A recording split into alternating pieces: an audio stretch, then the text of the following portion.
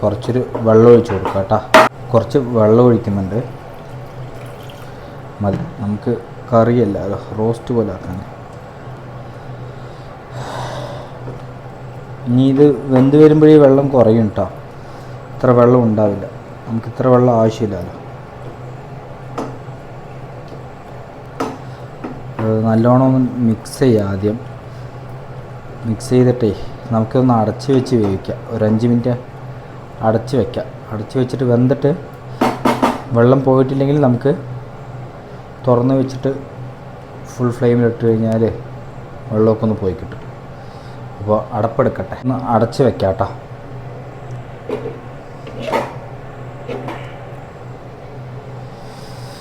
ഇനി ഇതവിടെ ഇരുന്ന് വെന്തോട്ടെ. ലോ ഫ്ലെയിമിലാണ്, അതവിടെ ഇരുന്ന് വേകട്ടെ. എന്തായാലും അതവിടെ ഇരുന്ന് വേകട്ടെ. ലോ ഫ്ലെയിമിലിട്ട് വെച്ചിട്ടുണ്ട്. ഞാൻ ഈ ആദ്യം